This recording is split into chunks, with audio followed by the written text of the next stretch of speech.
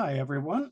Welcome back to another episode of In the Studio with Brad, where I will talk to you and show you stuff and get some artwork done and just generally blather for about an hour or so. Got a couple of different things thought you might want to see. Any of you who tuned in last week will remember that I was working on an illustration for the upcoming Curse of the Devil Lich book, and I thought I would show you to a certain degree how things are going. Okay, I don't have the actual original sketch anymore, but this is the scan. As you can see, it's relatively tight. There's some stuff that I just kind of scribbled. I try to leave some room to improvise while I'm drawing. Now, this is the artwork that you probably saw last week.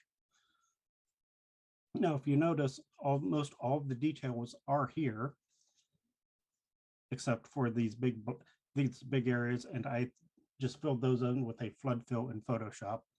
Why waste ink when it's just going to go bonk?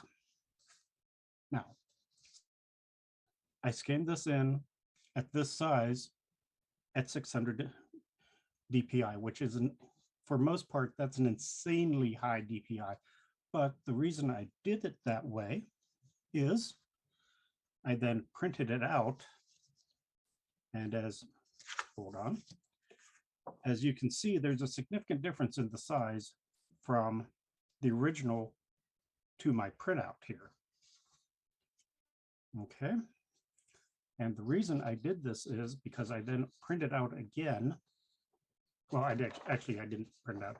I printed out onto cardstock, taped it down, then whipped out the watercolors and such, and went to town painting for, this took me about maybe 2.5 hours, I want to say. This part of the job is actually goes pretty fast. So once I got this done, I dropped this on the scanner, again at 600 DPI. Here, you can, is that better to see things with?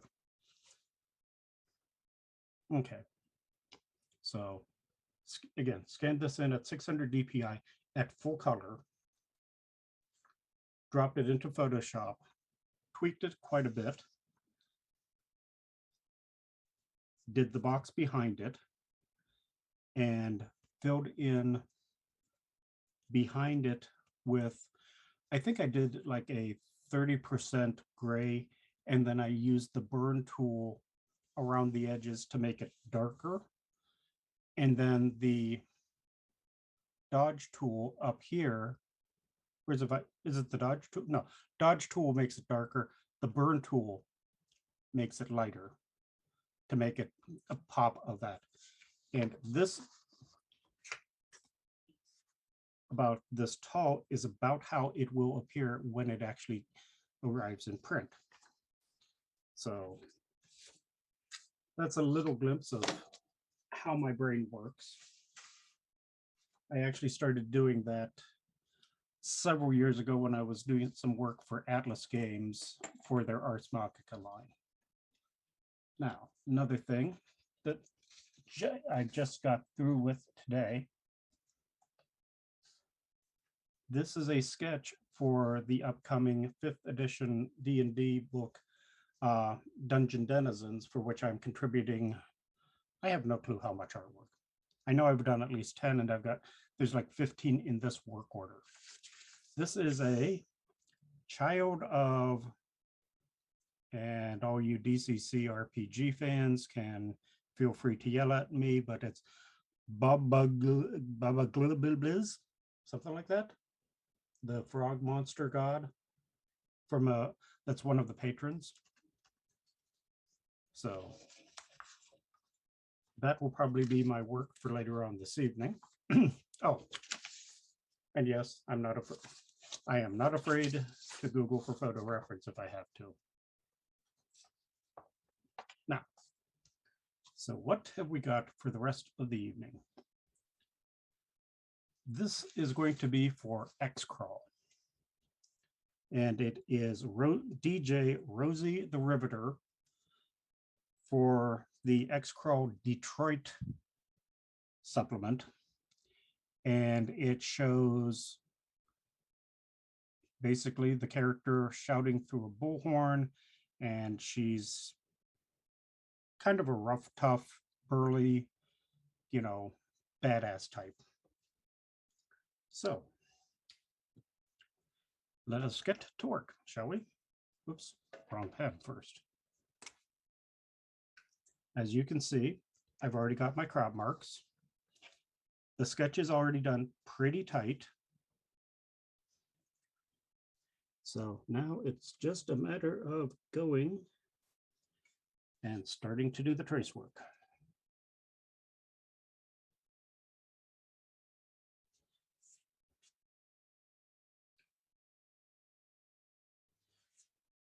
Now, let's see a show of hands for however many people are here. How many of you are familiar with Xcrawl? Alana, you're going to have to keep an eye on chat for me, because obviously I can't see how many people are sticking their hands up. Can do. What's that? So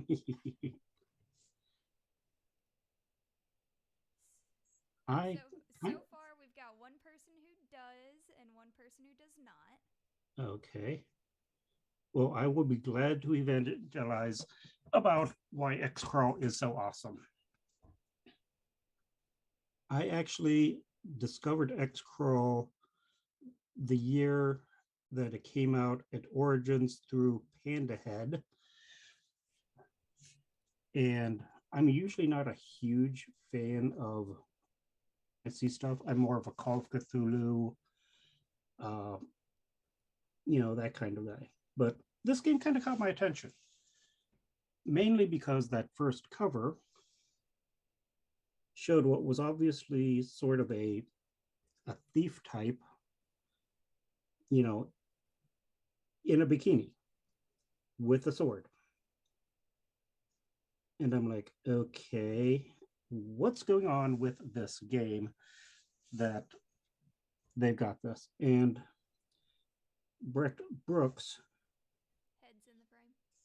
What's that? Oh, sorry. Hold on. Let me scooch the camera down a little bit. How's that? Sorry. Did a wonderful job of explaining what the concept of Xcrawl was. Now, one problem I've always had with Dungeons and Dragons was, how do you have these huge mazes of underground, and there's sometimes hundreds of monsters all living in very close proximity. It's one of those like, so wait a minute, how do these people feed themselves? Or the ever popular dragon on the 10th level down of the dungeon.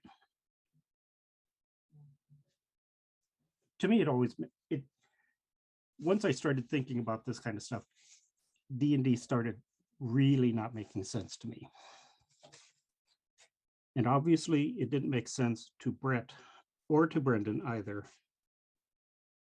Brendan being the other author of the game.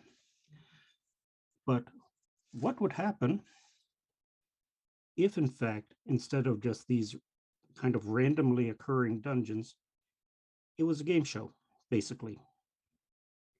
And thus was born Xcrawl, where all the weird traps and monsters and such were deliberately put there as challenges to the players. I thought it was an utterly brilliant idea. It also is hysterically funny because it is a game show. You don't always get the prizes that you normally think of as like, oh, I open up this chest and there's 100 electrium and 100 copper pieces and 50 silver, blah, blah, blah, blah, blah. You know, we've all played D&D. We know the rigmarole, right? Well, since this in Xcrawl, the crawls are actually filmed and shown live on pay-per-view. Yes, you heard me right, pay-per-view. Just like if you were going to the bar to watch big time wrestling. But it has corporate sponsors too. And I'll get more on that, but just to finish this thought. So you might get clear a room and your prize, quote unquote, for that room could be a magic item, could be a treasure.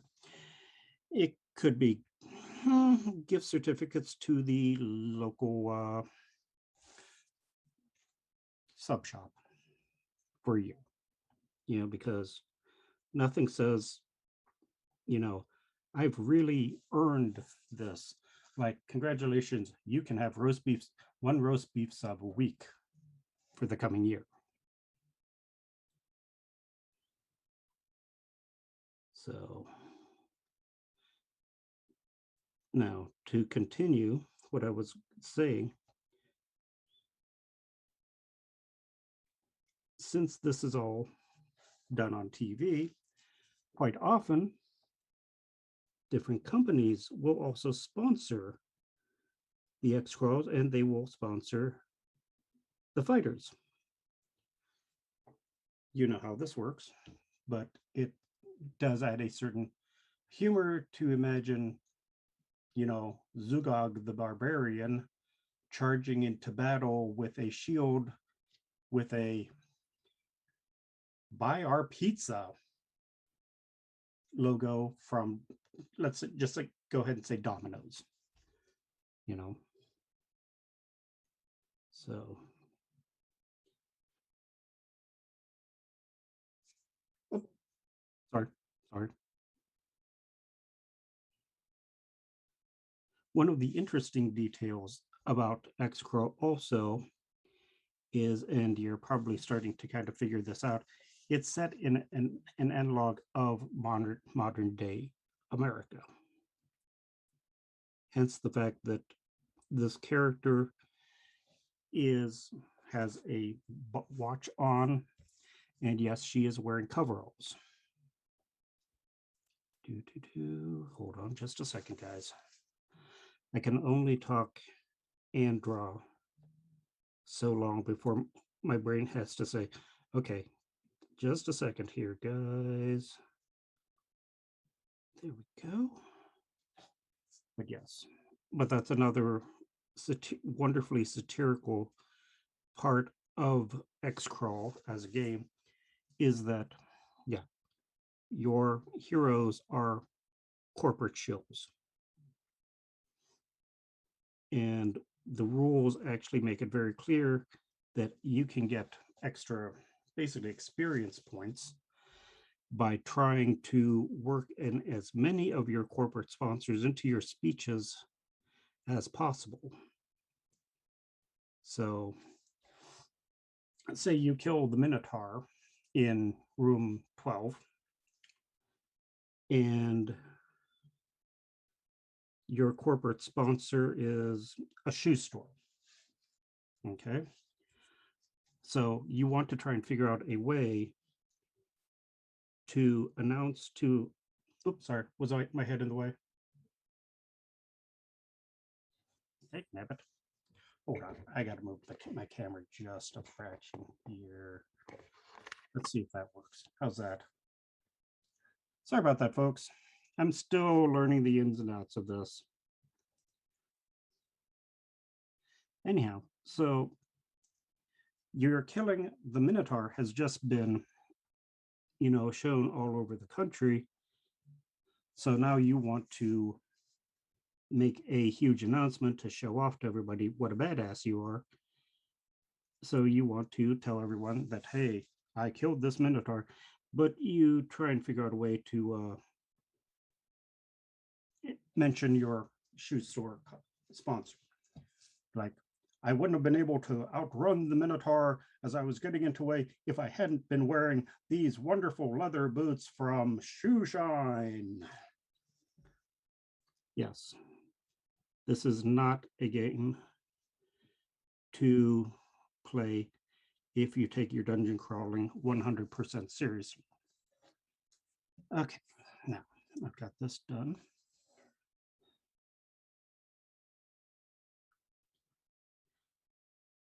There we go.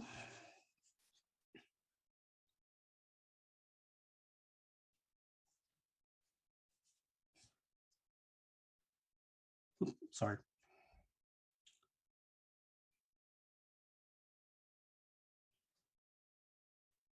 But so yeah, a lot of the technology that we take for granted does exist in the world of Xcrawl with certain limitations.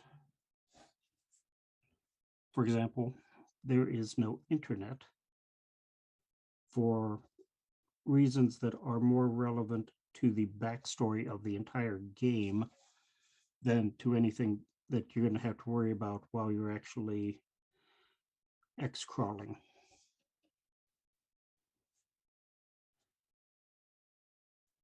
Likewise, medical technology is somewhat behind the real world because, if you get a broken arm or something, you just go to your local cleric, pay him a couple hundred gold pieces, ta-da, you're done.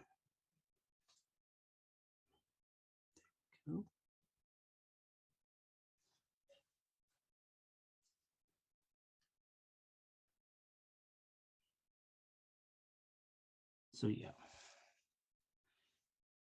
And what's fun also is that because it is set in a version of the real world, you can basically kind of make fun of stuff. This one, for example, is set in Detroit. I've also done adventures for Xcrawl set in Louisiana, in New Orleans, one in Indianapolis.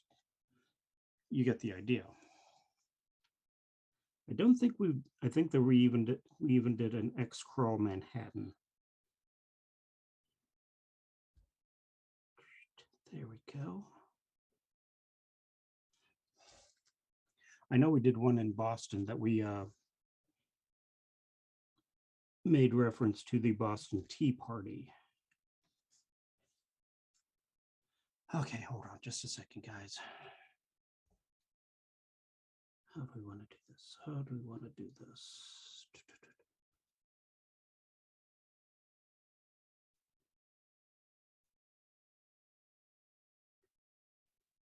Now, when I get around to finalizing the artwork, I actually have a different technique that I use for finishing the artwork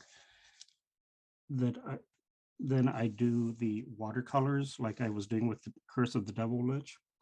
I will actually take this into Photoshop and I will do actual photo colors, but I will also do more like very obviously computer textures and such. It gives a kind of a pop art, more modern look than would really be appropriate for a D&D style adventure. But because Xcrawl is more of a modern game, you want to make the artwork look more modern. Hold on just a second, guys. There we go. Nope, sorry.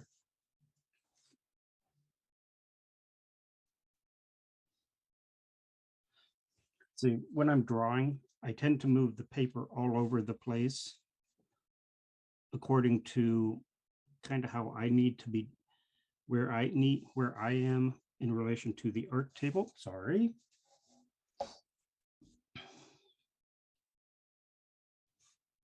Okay, hold on. Yeah, we can see good here. I'm going to put a piece of tape here so I can remember to kind of keep it inside this wedge. Obviously, I wouldn't bother doing this, but since I'm on camera with an audience, how's that? There we go. Can we see better now? All right. Let's see how long it takes me to forget that I put that tape there, okay? Anybody want to start a countdown?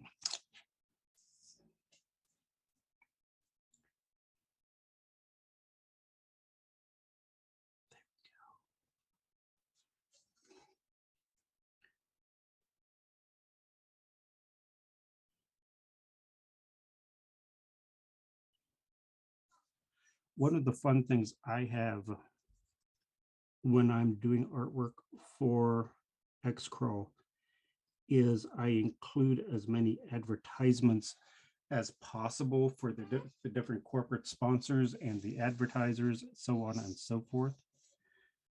Because yes, local businesses have a tendency to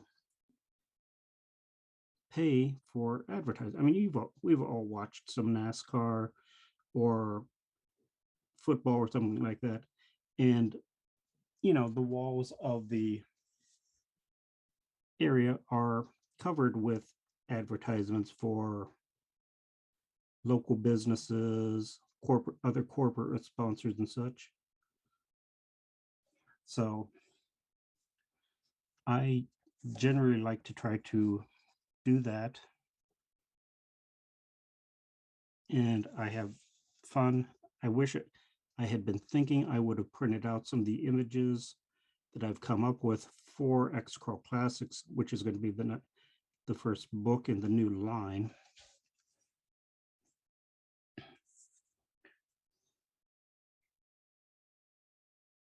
But I've made up advertisements for ice cream parlors,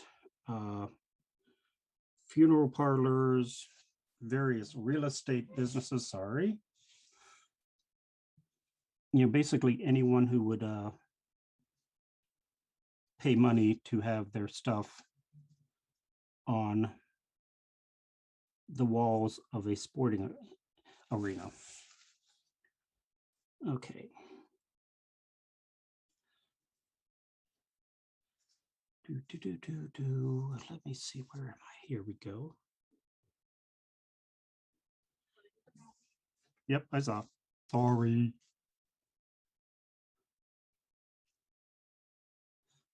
Now, you probably noticed me draw that little square towards the back of her helmet. What I'll do is I will find some little advertising bit and stick in there. I mean, it won't be real obvious,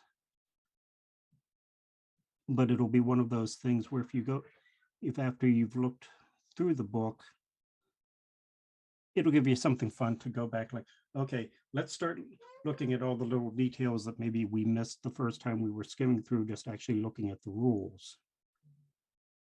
So this might end up being an advertisement for Buzzy's Subs, or I forget what some of the other ones.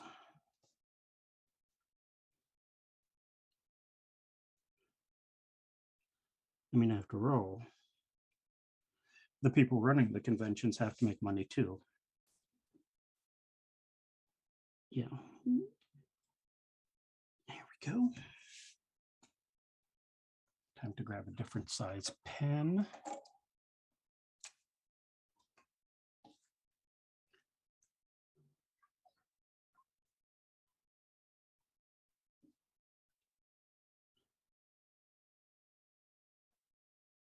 Oops.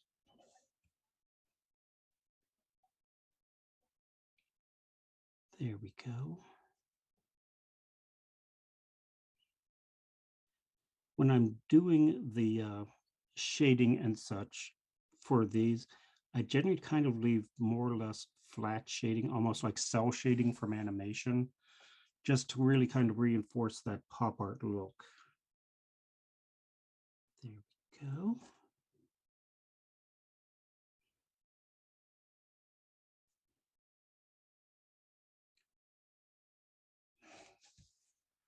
it kind of helps to have a background in graphic design and such like I do, because I can shift mentally very easily. Some artists aren't always so good. They get stuck with like one style, and that's about all they can do. I like to think that many years.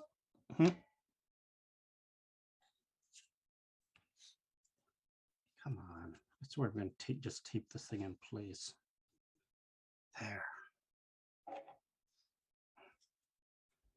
I used to have a job where I would do custom artwork for the local university. And sometimes I would be literally in a single day, I would have to do artwork for 6 or 7 different companies and organizations, all that wanted wildly different artwork. So you learn how to shift gears very easily. Okay, that ain't gonna work.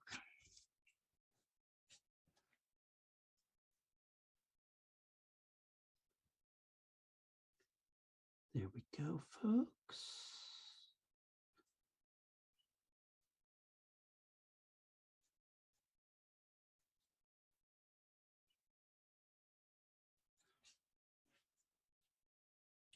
Where am I? Here we go.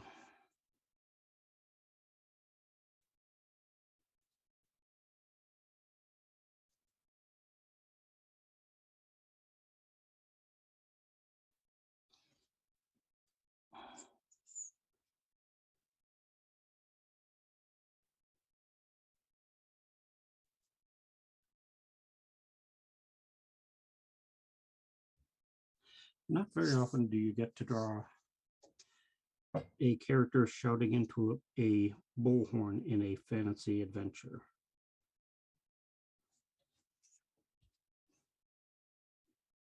Come on.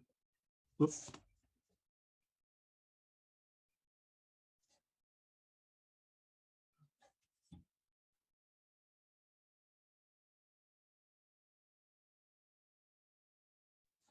There we go. One nice thing doing illustrations of things like bullhorns, everybody knows what they look like. So I didn't even have to photo reference this one to draw it. Okay, here we go. Remember how I said that there's corporate sponsorship and such is a big part of Xcrawl? Here we go. You see, this bullhorn isn't just any bullhorn that walked off the shelf. This was donated by Noise Blast Bullhorns. Okay, how do I want to do this? Can you see me? Okay, there we go.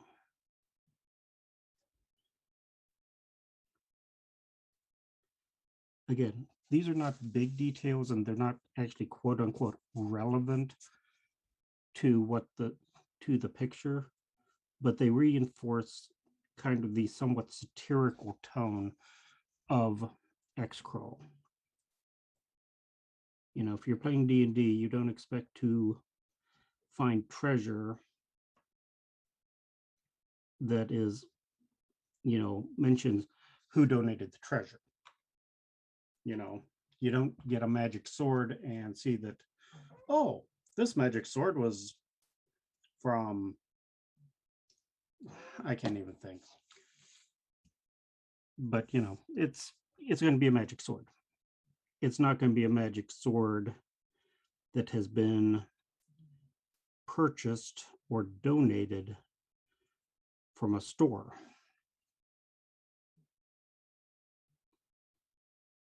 And oh, by the way, this is Noise, Noiz, because hey, that just sounds so much more advertisingly.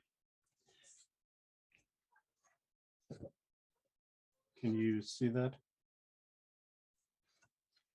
Noise blast. I'm sorry, that does, unfortunately, for better or worse, sound like something you would find at a store. There we go.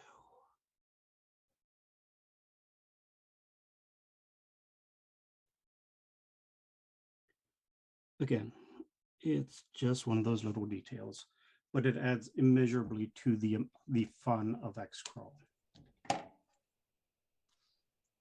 Okay, back to the rest of the picture.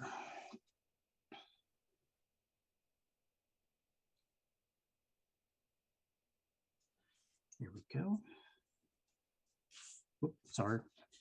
Here, I know I'm turning this upside down. You know, if any of you want to like get up and stand on your head so you can see what I'm doing, feel free to, but you know, if you end up having to go to the chiropractor, you know, that's too bad for you. It's just a lot easier for me when I'm doing this part of the illustration to just go ahead and turn it upside down.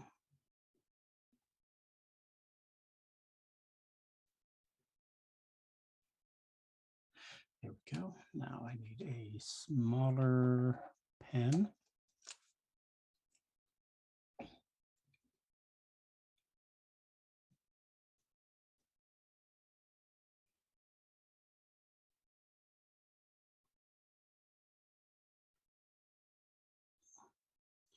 I've play tested the new rules for Xcrawl a couple of times, and I think they're great.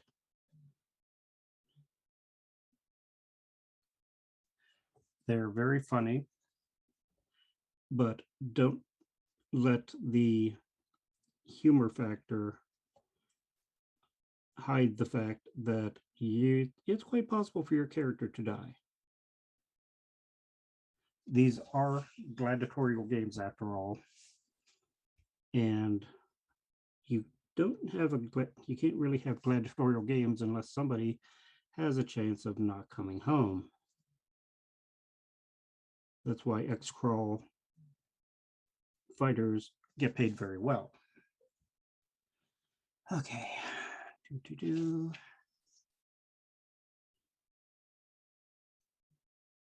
Go.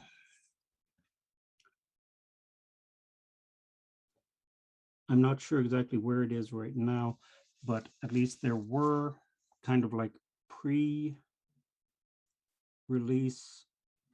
rules available for Xcrawl Classics, available at the Goodman Games website. Hey, Han, can you look and see if you can find that information, post it real fast?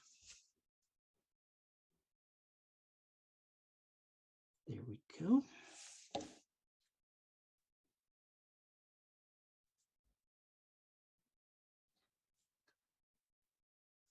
Thank you, dear.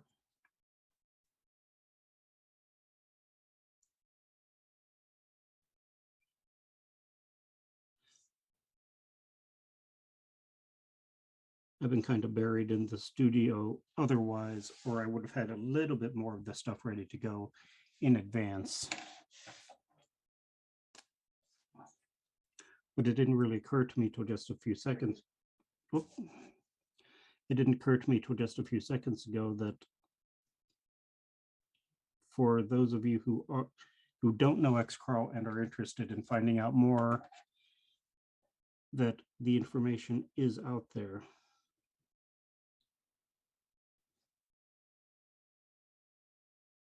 There we go.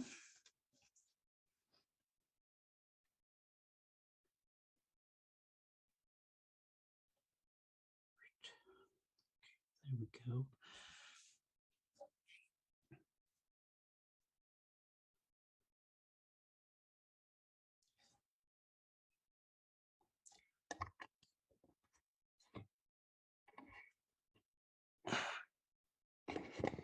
Hold on. Let's see if I can get my camera to. There we go. Let's see how that works. That ain't gonna work. How's that, folks? Yeah, really.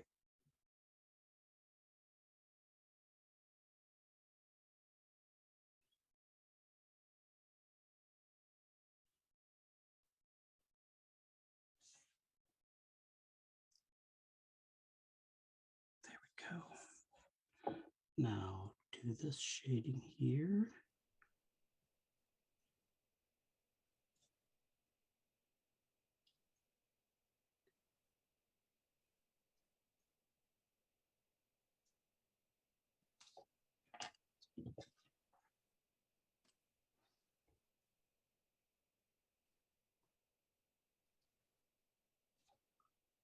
All right.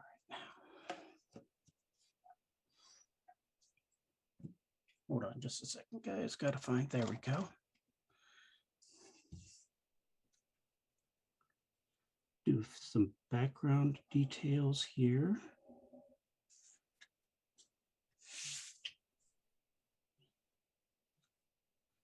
I'm not sure if anybody else does this, but a few years ago, I was having to draw a fairly short line, and I just didn't feel like trying to, wrangle a full length ruler. But it turned out I had an old key card from a hotel lying there, and it's like, wait a minute, that's about all the longer I need right now. And I started doing that, and for really tiny areas, it really works well because, like I said, you're not having to fight this huge, ruler. I mean, rulers aren't huge in general, but when the illustration you're working on is only, 5 inches wide, trying to toss around a full length ruler is almost inconvenient. So I have about a half a dozen of these, and I stuck some tape on the back to give it a little bit of a rise so that ink could not flow underneath and start to smear onto the paper. There we go.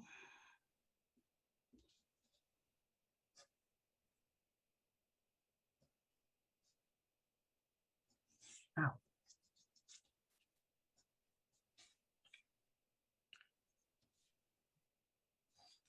Let me see here. Hold on.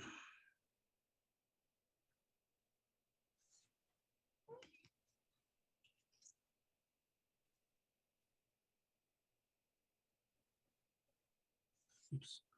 Kind of overshot. I will probably just fix that with the eraser tool in Photoshop. It's hardly worth the effort of getting out the liquid paper or the pro white for, an 1/8 of an inch.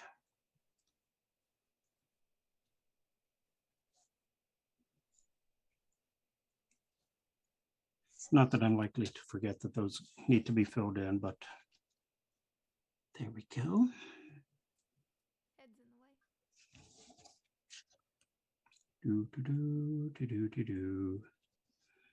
There we go, folks. Hopefully this looks like the kind of overhead stuff that you see at the Coliseum or such. And I will add the spotlights digitally. There we go.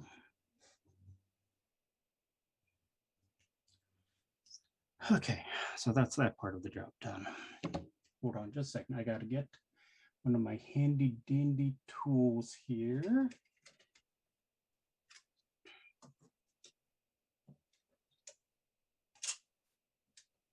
There we go.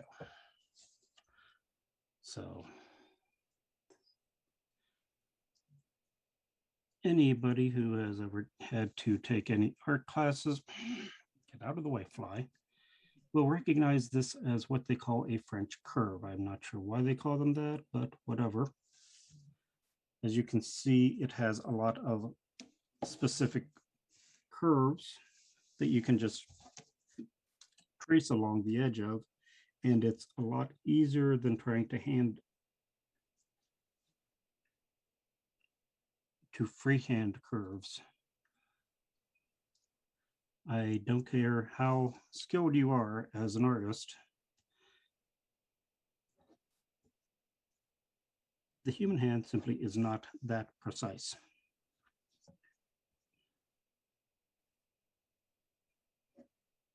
Oops, there we go.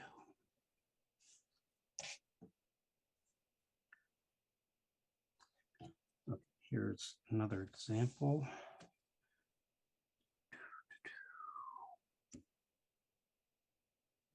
I have had French curves in the past that were literally just every possible angle and curve that you can conceive of in a single piece of plastic.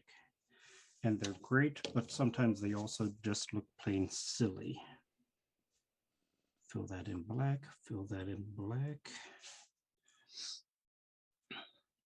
Now I have, as one of my preset tools in Photoshop, I actually have, and I'm going to just reuse this.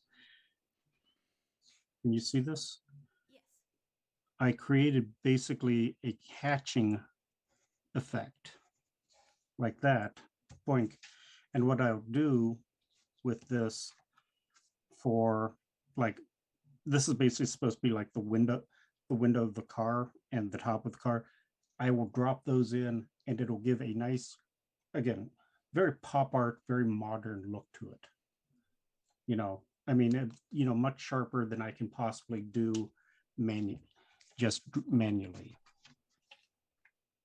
So where were we? Oh, I will also be doing the inside of the bullhorn. Okay, where was I? Oh, let's work on her hand for a little while. Let's get this out of the way. It's more in the way than anything else right now.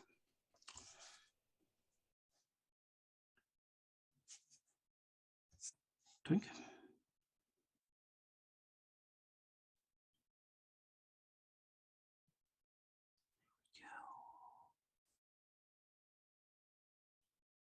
Oh, here we go. Here's an interesting little one for you. Okay, you're probably wondering, why am I drawing kind of this weird squiggly line on the top of this? What I'll do once I get it all scanned in, I'll create what is generally referred to in the art business as a color hold. Now, that means probably nothing to like 99% of you, but what a color hold is, you can go in Photoshop and you can select just the black or the white in the picture and separate it off onto its own layer. So like what will happen is there'll be a pure white layer with nothing on it. And over that, there will be a layer that is just the black lines and just the black areas. What I can then do is I can go into and select parts of that black layer, and I can change the shading and such. So like over top that white layer, I'll do like maybe a 30% shade of black or kind of like a medium gray for the body of the bullhorn here. And then I can go up to the black layer and I can select this teensy teensy spot, and I can actually change the color there to make it pure white. So it looks like the reflection, like the light is reflecting off of the top of the bullhorn. I don't know whether I can explain it better than that, unfortunately. But I'm going to do this too.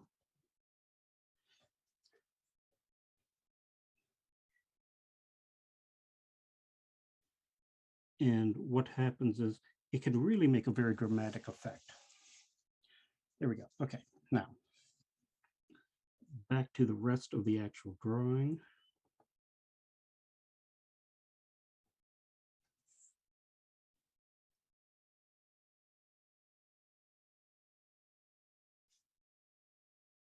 There we go.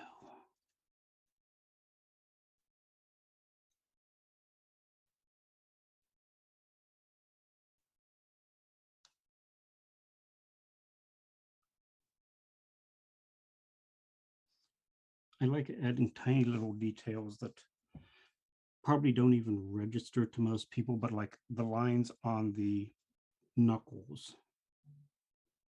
There we go.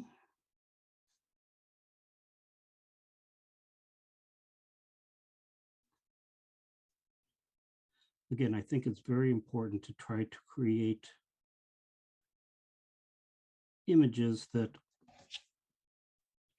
the buyer can go back and look at later on and go like, oh, wow, I'm just enjoying the artwork of this right now.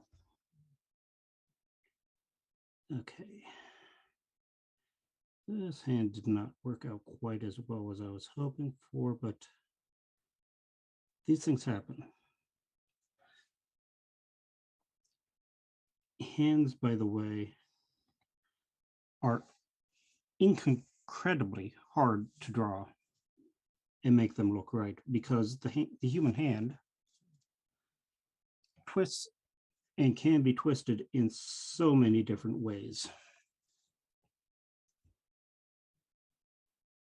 Any artist will tell you that one thing you should do almost every day is draw hands. Personally, I rarely have that kind of time or patience. Usually most days I get into the studio here and I will more or less jump straight into the work. Now I might work on something for Goodman Games or just something for myself, but I rarely just kind of like sit here and draw, even though I probably should. There we go. There we go.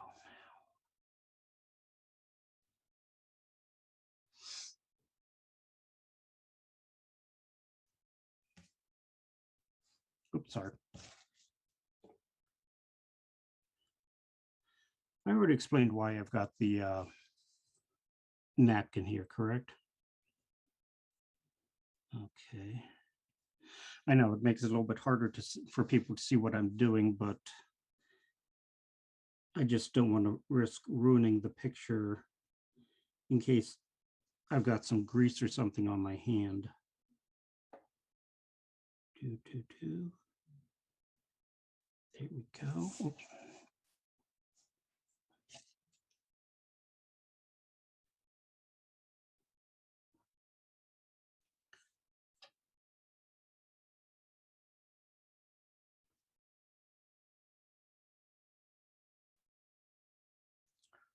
Tell you what, rather than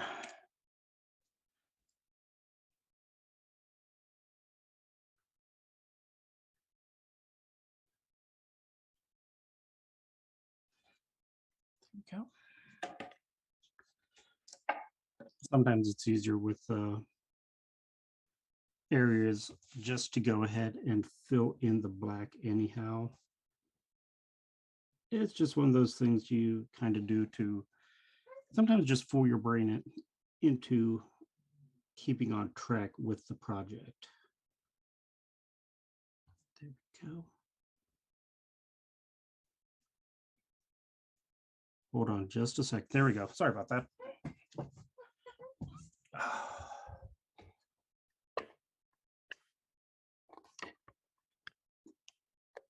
There we go.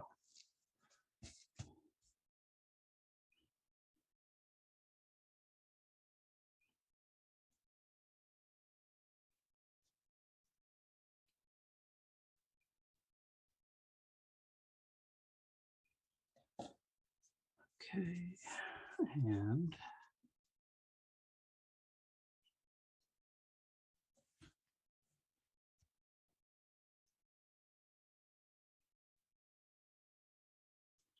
Yeah, so I don't usually do as much of my normal obsessive cross-hatching and such when I'm doing Xcrawl to try and keep the line work cleaner. Having too much cross-hatching and hatching, it interferes with the mechanical shading. There we go.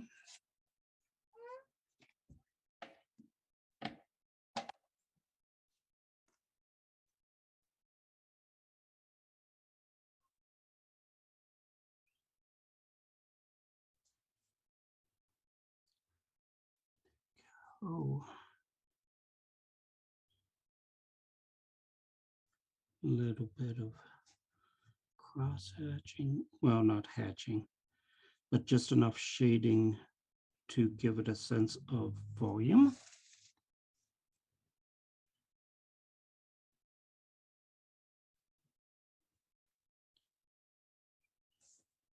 Hold on just a second. There we go. Now, one thing I'll have to remember when I'm dropping this on the computer is this is going to have some spotlights here. So I have to try to remember that that's going to change some of how the light reflects off her skin. So I might actually do maybe this part of her arm and this arm like 20% white, 20% black, and then leave this area to the left of where I did that little line as pure white to suggest that that's where the lights are shining off. And if I'm going to do that, I should probably also do this part of this arm. There we go.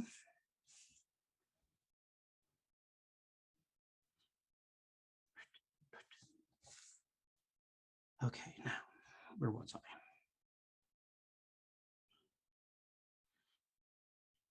And that's part of that whole, sometimes you just figure out stuff about an illustration kind of on the fly as you go. Okay, let's see here.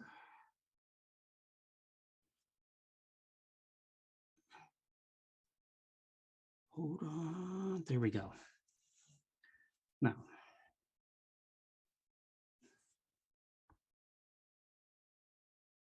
a little bit of detail work on the elbows. Okay, now let's actually start working on the face here.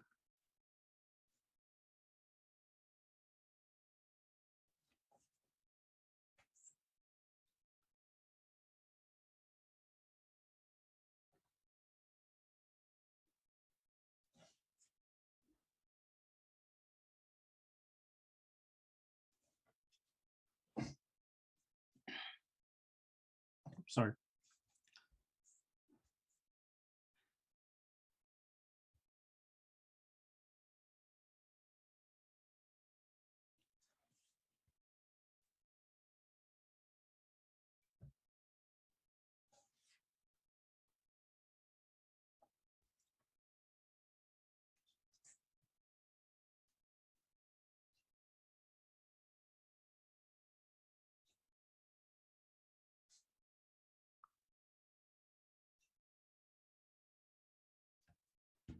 Okay.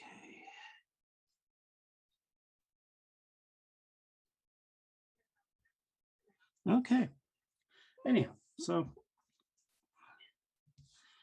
that was your preview of Xcrawl, folks.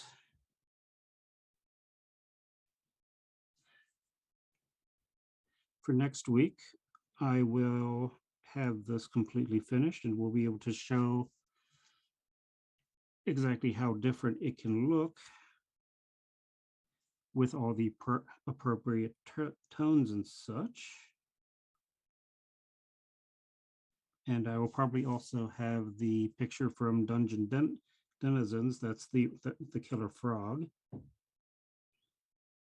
And I figure I can show that off to you also. Hold on. There we go. So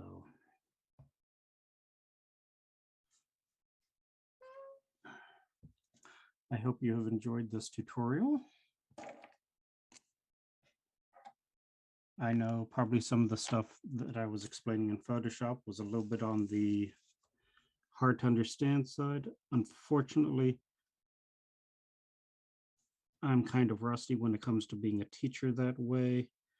And a lot of this stuff has become so second nature to me. It's like trying to explain to someone how to walk or talk. It's like, I don't know. I do it.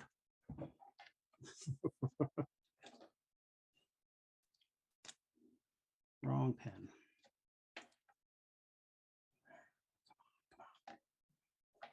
There we go. I'll just finish this part.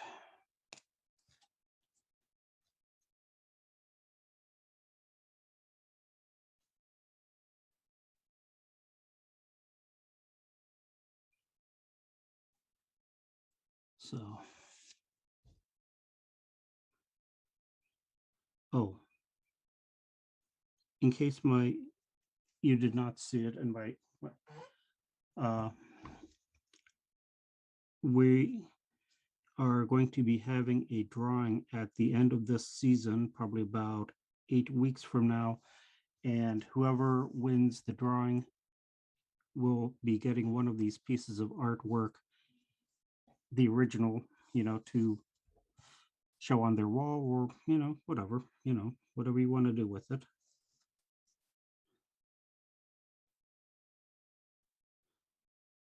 So if you folks want to enter that drawing, I'm sure that information will be available. There we go.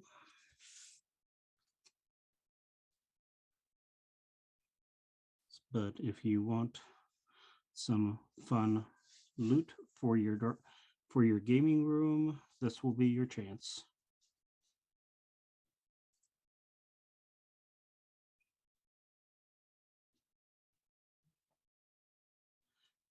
I have talked to other people in the past who have said that they absolutely love being able to buy originals because then they can like show it off as like, hey, I bought this book from Goodman Games and guess what I've also got. They'll flip open the book to page whatever and then show off that they own the original that was printed on that page. And we all like to have little trophies like that, don't we? Alrighty. Well, sorry about the head getting stuck in the camera the whole time. I just tend to get so caught up on trying to draw, I tend not to think about that stuff unless I'm reminded of it occasionally. And that should be about it, shouldn't it? 8:59. Yep. So, folks, I hope you enjoyed your time, and I hope to see you next week. You have a great night. Peace out.